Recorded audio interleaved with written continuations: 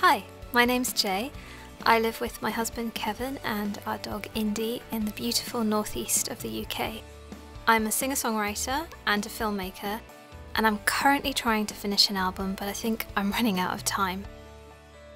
I'd really love it if you could join me. Welcome to the channel.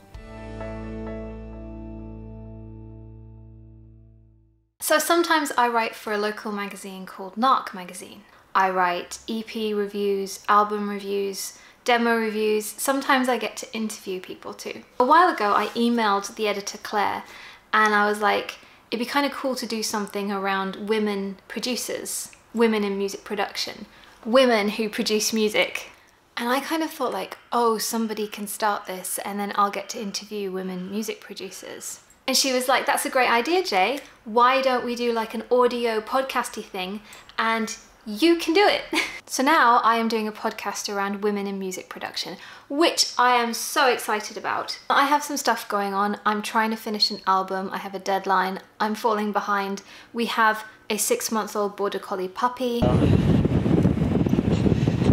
So I was like, how can I make this visually interesting, but a little bit easier on myself? And I thought, why don't I make this an animated podcast? That's not hard. So I would like to show you something that I've never done before, which is turning a podcast interview into an animated version. Hey, if you don't try, you'll never know if it was going to work or not, right? Come on.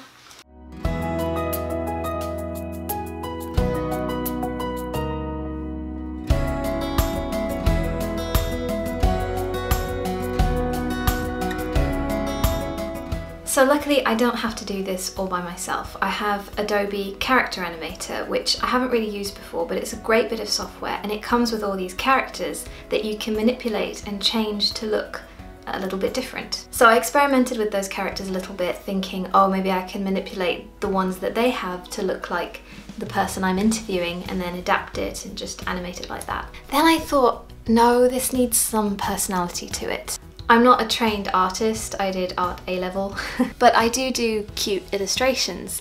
In the past I've actually sold a few prints of these, and I also do animations and drawings for my music videos. So I thought, I kind of want to draw the characters. This potentially was a little bit harder because the characters that come with Adobe Character Animator seem to be mainly vector. They seem to be created in Adobe Illustrator. They're very clean lines.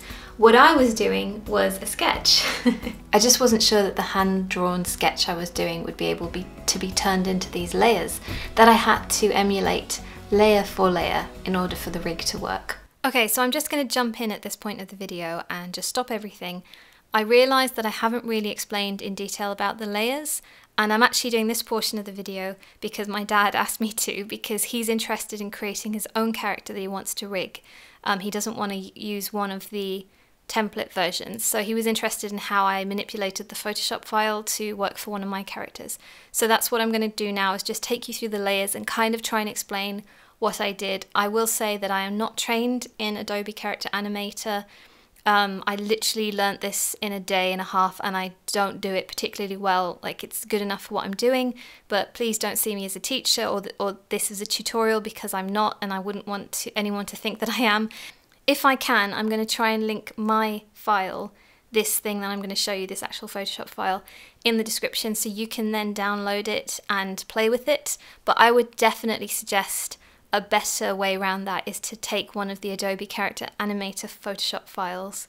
Lisa is the best one that I found, and open that in Photoshop and then do a copy of it and try and replace some of the layers with your character.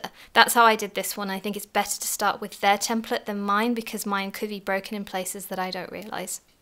Okay, so this is the character that I drew in Procreate, and then I imported it into Photoshop. Now you'll see in the layers there's a head and a body.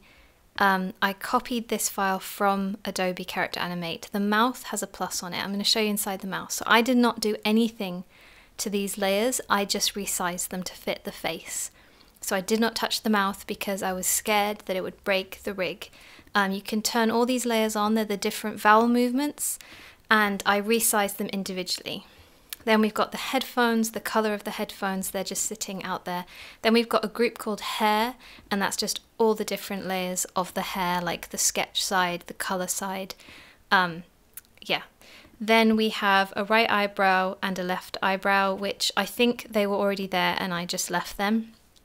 Then inside the eye layers, the only thing that I changed, I believe, was the pupil, because my pupil was more like a dot and theirs was a totally different one. So I just went in and changed the pupil. And I didn't mess with the other stuff. I deleted a lot of what they had. Yeah. And then the head has obviously the sketch of the head and the head color. And that's in its own folder as well. Then we have the body. So I have the left arm and the right arm. I probably labeled those wrong. I get my right and my left mixed up quite a lot. I separated the neck and the torso and then the legs. I didn't end up using the legs, but you can see how I split the body up. So I just like separated each of these into a different layer. And it's important to note the plus signs within these layers. So I didn't mess with anything that had a plus on it. If I did it, I was just replacing it. So those plus signs are telling the Adobe Animator something. So it's important that those stay the same if you're using one of their templates.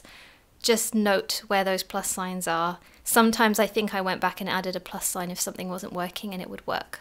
It took me about a day and a half just to work out how to rig the flippin' puppet. So first step, the puppet is actually syncing to the audio, so it's talking. That's great. Then I tried to put in movement, and as you could see, that went a little bit wrong. But after some trials, a lot of tears, watching loads of videos on YouTube, we got it working. Once I'd rigged the puppet, all I had to do was sync the audio and then kind of create the environment. So I added a background, I added me, the other person in the interview. So when you sync the character to the audio, they don't move. They tend to just stand there and just move their lips. So then what you have to do is go back through it. You sync the audio once, that works fine. Then you go back through it and you animate the actions. So I had to sit through the entire interview again, watching the character and kind of making eyebrow movements, turning my head, and then lifting the hand to kind of just give little gestures, and it just gives a little bit more realism to the character's movement. So I have actually animated the entire interview section of the podcast. So one of the things that I did, which was even more work, which I probably didn't have to do, but as a filmmaker who knows that editing and script writing is really important, is I transcribed the entire interview. That meant I could go into the script without watching the video over and over again. I could really strip back what the interviewee was saying. I looked for points where, say, they said that they were moving into a male-dominated industry. I didn't ask a question on that, and she didn't really expand on it. So what I decided to do was stop at those points and create a voiceover that has an explainer video that delves into the topic a little bit more. So to back up this producer's claim that it is a male-dominated industry, there is loads of information out there that backs this up. I found an article, I think it was in Rolling Stones magazine, that has all this data and research behind it. And all I wanted to do was show a little sentence from that article which proves that there are not enough women music producers in the industry. I wanted the script to be highlighted and then a little bit of camera movement. I found a tutorial on how to do that. It was quite easy. I did it in After Effects and this is the result. So this podcast interview is actually going to be peppered with these explainer videos, not a whole lot of them, but there are certain points where it just might make the topic a little deeper and explain to people that maybe don't know the ins and outs what's going on. I still have quite a bit of editing to do on the podcast interview, and there's one section of the podcast that's not done yet. That's where the producer breaks down a section of music that they're working on. But I think that might require another video to take you through what I do with that section.